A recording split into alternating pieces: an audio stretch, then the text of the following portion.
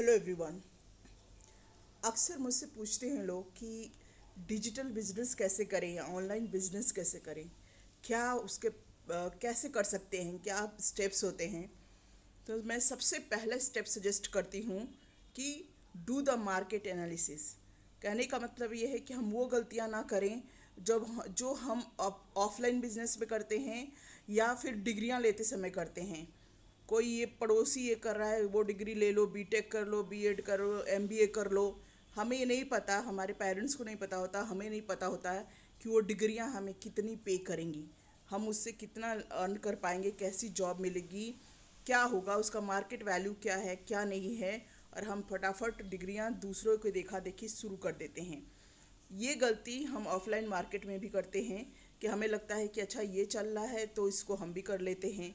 पर मैं आपसे सजेस्ट करना चाहूँगी ये कि आप ऑनलाइन बिजनेस में कुछ भी शुरू करने से पहले सबसे पहले ये सोचिए और सर्च करिए कि किस चीज़ चल रहा है, क्या आप में वो पोटेंशियल है, कैपेबिलिटी है, आपका इंटरेस्ट एरिया वैसा है, आपका पैशन उस एरिया से मैच करता है या नहीं करता है।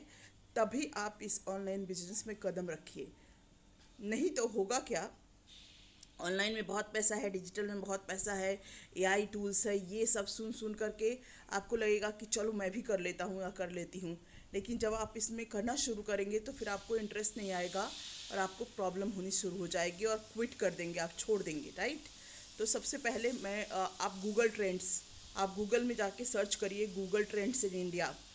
वहाँ जा कर के जो आपको नॉलेज है या जो आपकी डिग्रियां हैं या और सारी डिग्रियां डाल के या कोर्सेज डाल के या मार्केट के बारे में सब सर्च करिए और देखिए, वो ग्राफ में आपको दिखाएगा, एक बार चार्ट आएगा और वो उससे आपको ये पता चल जाएगा कि क्या चल रहा है क्या नहीं चल रहा है, किस में किस तरह का परफॉर्मेंस आ रहा है। एक चीज़ तो वहाँ पे क्लियर हो जाए कि जो आप मार्केट को देने जा रहे हैं, क्या मार्केट उसको लेने के लिए तैयार भी है या नहीं, या उसकी डिमांड भी है या नहीं।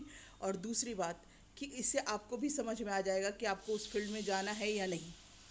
फिर दूसरा स्टेप आता है और वो होता है निश सिलेक्शन या टॉपिक सिलेक्शन का।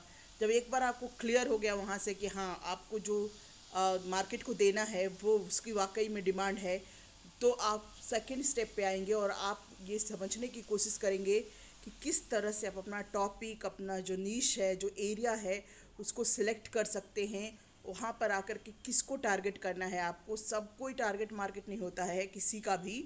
तो आपको कौन से जेंडर को, कौन से एरिया को, कौन सी लैंग्वेज वाले लोगों को टारगेट करना है, ये सेकेंड स्टेप होता है। और जब यहाँ से क्लियर हो जाता है तब हम थर्ड स्टेप, फोर्थ स्टेप में बढ़ते हैं, जहाँ पर कि आप बहुत सारी चीज़ों को डिज़ाइन करते हैं अपने ऑडियंस के अकॉर्डिंग और उसको एग्जीक्यूट करते हैं।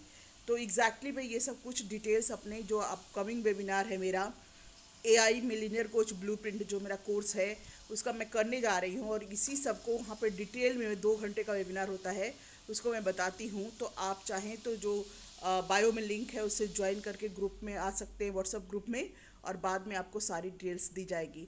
तो आप यहाँ पे आएँ या ना आएँ, सबसे इम्पॉर्टेंट ये है समझना कि आप जंप ना कर जाएं।